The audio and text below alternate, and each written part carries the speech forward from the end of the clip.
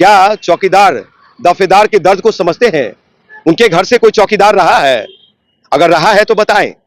रामविलास पासवान जी हो, चाहे पशुपति कुमार पारस जी हो, चाहे स्वर्गीय रामचंद्र पासवान हो, प्रिंस राज हो, चाहे और भी कोई, चिराग अपने ननिहाल देख ले, वहां भी तो कोई दूर दूर तक नजर है। तो क्या जाने, वो तो कहते चौकीदार दफेदार श्रमिक। सम्माननीय मुख्यमंत्री नीतीश कुमार जी से जो मिलने, तो ये मुलाकात चौकीदार दफेदार के लिए नहीं था, मिल करके ये सिर्फ सोशल मीडिया का एक खबर बना लिया और कुछ अखबार में छप गए। देखे नहीं कि नोटिफिकेशन तो जारी हो गया उनके चाचा का बंगला खाली करने का।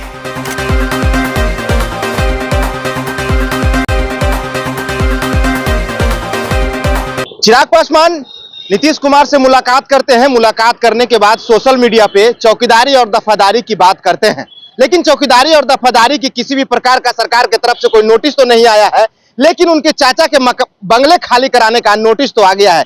क्या चिराग पासवान जो है कि नीतीश कुमार से अपने चाचा के बंगला खाली कराने गए थे या चौकीदार दफादार के लिए आवाज उठाने गए थे? अब क्या कुछ सच्चाई है हम जानेंगे राजकुमार पासवान से। इससे पहले नमस्कार, मैं अभिषेक और आप देखना शुरू कर चुके हैं आपका अपना चैनल बीकेएम खबर। राजकुमार जी, ये चौकीदारी और दफादारी के लिए जो चिराग पासवान कह रहे हैं कि हम उनके लिए गए थे, उनकी समस्याओं का समाधान हो जाएगा, लेकिन उसका कोई नोटिफिकेशन नहीं आता है, लेकिन उनके चाचा का बंगला खाली करने का। देखिए, हमारे मंत्री चिराग पासवान जी मिथ्या झूठ की खेती करते हैं ये, और यही सच्चाई है कि वो गए थे बिहार के सम्माननीय मुख्यमंत्री नीतीश कुमार जी से जो मिलने, तो ये मुलाकात चौकीदार दफेदार के लिए नहीं था, मिल करके ये सिर्फ सोशल मीडिया का एक खबर बना लिया और कुछ अखबार में छप गए। देखे नहीं कि नोटिफिकेशन तो जारी हो गया उनके चाचा का बंगला खाली करने का। अगर नोटिस जारी होता है, बिहार सरकार की तरफ से कोई नोटिस आता है, चाहे सर्कुलर जारी होता कि जो दफादार चौकीदार का जो वैकेंसी आई है उसको खारिज किया जाता है, उसको समाप्त किया जाता है, और जो पूर्व से जो चला आ रहा है वही लागू रहेगा, पासवानों के हित में ही होगा। तो ये तो हुआ नहीं। तो ये चिराग पासवान जी अक्सर झूठ की खेती किया है और वही झूठ की राजनीति किया है, जो कि पासवानों के समझ में पहले नहीं आ रहा था, अब धीरे धीरे आना शुरू हो चुका है कि ये हमारा नेता नहीं, ये निहित स्वार्थ वाला नेता है और अपने लिए जीता है, बिहार के पासवानों के लिए नहीं। बिहार के पासवानों को बताइए कि जितने भी समस्या रखिए, विकास मित्र में बहाली दिलवाइए, बिहार सरकार में हिस्सेदारी दिलवाइए, कॉलेजियम सिस्टम कोर्ट में है, कोर्ट में नौकरी दिलवाइए। क्या चौकीदार दफेदार के दर्द को समझते हैं? उनके घर से कोई चौकीदार रहा है? अगर रहा है तो बताएं। रामविलास पासवान जी हो, चाहे पशुपति कुमार पारस जी हो, चाहे स्वर्गीय रामचंद्र पासवान हो, प्रिंस राज हो, चाहे और भी कोई, चिराग अपने ननिहाल देख ले, वहां भी तो कोई दूर दूर तक नजर है। तो क्या जाने, वो तो कहते चौकीदार दफेदार श्रमिक होते हैं, वो श्रमिक मजदूर बना रहे हैं। भैया, बिहार सरकार उसको सैलरी देता है, पेमेंट पे स्केल में रहते हैं वो चौकीदार दफेदार, और उनकी आप बात करते हैं। क्या चाहते हैं आपकी पासवान जाति जो है कि हम मतलब पूरा जो है कि चौकीदारी और दफादारी ही करें? सुनिए, अगर हमारी हिस्सेदारी भागीदारी और कहीं नहीं है, एक लठैत वाला भी हमारी आज समाज में बहुत ज्यादा अशिक्षा का अभाव है, शिक्षा का अभाव है, अशिक्षित लोग हैं भाई लोग हमारे, तो उन लोग के लिए तो चौकीदारी ही एक साधन प्रसाधन था ना। हम पढ़ करके इंजीनियर बन गए, चिराग भाई रामविलास पासवान का बेटा होने के नाते केंद्र में मंत्री बन गए, तो सब लोग मंत्री बन जाएगा क्या, इंजीनियर बन जाएंगे?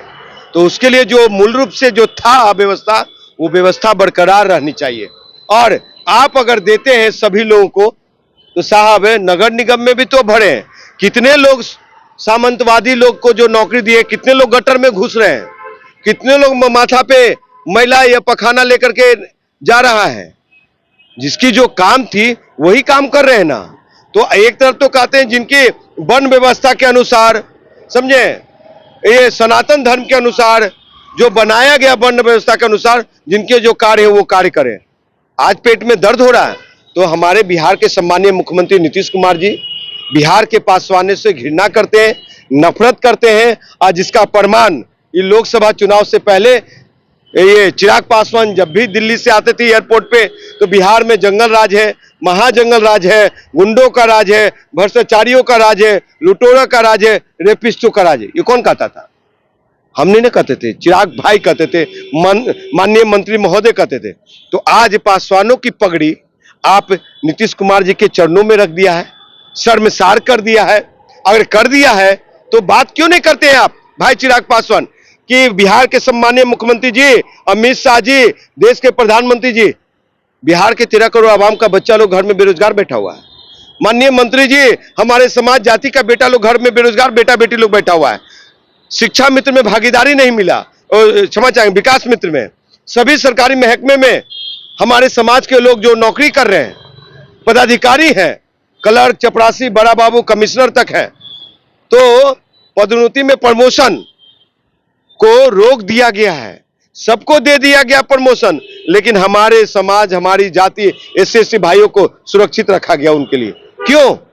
उसको पुनः बहाल कीजिए, हमारे बच्चों लोग को गारंटी लीजिए। ये दफेदार चौकीदार के लिए आप सोचिए, खारिज कीजिए। अगर है कोई वीडियो तो जारी कीजिए चिराग भाई, नहीं है तो बिहार के सम्मानीय मुख्यमंत्री नीतीश कुमार जी आकर के सार्वजनिक रूप से कहे कि चिराग वाकई में इस मुद्दे पे बात किया था। कहीं ना कहीं राजकुमार पासवान जी बिहार से जो है कि एक पासवानों का नेता पारस जी का जो है, पशुपति पारस जी का अस्तित्व खत्म कर दिया जा रहा है। देखिए, क्या चिराग जी के साथ भी ऐसा ही है? देखिए, आपको एक चीज बता दूं, साफ कर देता हूं कि जो राजनीतिक खेल में नरेंद्र मोदी अंपायर बने, समझे, वो नरेंद्र मोदी ने एक खेमा को खत्म कर दिया।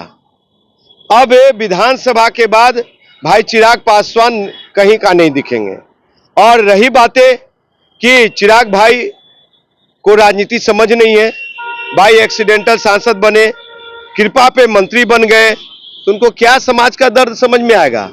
उनको जरा भी है कि समाज ने चुना है, ये मंत्री पद उनको मिला थोड़ी ना, ये 5 सीटें उनको थोड़ी ना मिला था चिराग भाई को। ये बिहार के पासवानों की ताकत पे बिहार के पासवानों को दिया गया था। बहुत बड़ी बात आप बोल रहे हैं कि विधानसभा चुनाव के बाद जो है कि चिराग पासवान का भी अस्तित्व खत्म हो जाएगा। साहब, ये जो नीतीश और चिराग जी का जो भरत मिलाप हो रहा है ना, इस भरत मिलान में आपको बता दूं कि यही बिहार के सम्मानीय पूर्व मुख्यमंत्री लालू प्रसाद यादव जी कहते हैं लोकसभा सदन में कि ये जो नीतीश कुमार जी जो बैठे हुए ना, मेरा छोटा भाई है, उनके पेट में दांत है, और वो दांत लालू जी को भी पता नहीं है कि नीतीश कुमार जी के जो पेट में कितने दांत हैं, कब किस दांत से वो काट लेंगे किसको। तो वो इसमें महारत है, चाणक्य है। हम बहुत सम्मान करते हैं बिहार के सम्मानीय मुख्यमंत्री नीतीश कुमार जी का कि बिहार को बहुत आगे ले गए, लेकिन हमारे समाज को, हमारे जाति को आप भागीदारी सुनिश्चित नहीं कर रहे और काटने में लगे हुए, जबकि हम लोग बिहार के फौलादी ताकत है, समझे। यादवों के बाद सबसे बड़ा जनसंख्या में ताकतवर जाति अगर कोई है तो दुसाध है, और उस दुसाध को आप कमजोर करने में लगे हुए 1.5% वाले लोग बिहार के कुर्सी पे बैठे हुए मुख्यमंत्री बन करके, और हम जैसे लोग, हम लोग सिर्फ जय हुजूरी करने के लिए बने हैं क्या? जिंदाबाद करने के लिए बने हैं क्या? अब बिहार में कुर्मी कुशवाहा युग खत्म, बिहार में अब पासवान युग आएगा, और इंजीनियर राजकुमार पासवान आने वाले समय में बिहार का मुख्यमंत्री होगा। चलिए, तो ये हमारे साथ राजकुमार पासवान जी थे। इन्होंने जाते जाते जो है कि एक बहुत ही बड़ा बात कह दी है कि विधानसभा चुनाव के बाद चिराग पासवान का भी अस्तित्व पशुपति पारसनाथ की तरह हो जाएगा। अब इसमें कितनी सच्चाई है, ये आपकी कमेंट का इंतजार रहेगा। अपनी प्रतिक्रिया कमेंट बॉक्स में जरूर दें। बने रहें बीकेएम खबर के साथ। जय हिंद, जय बिहार।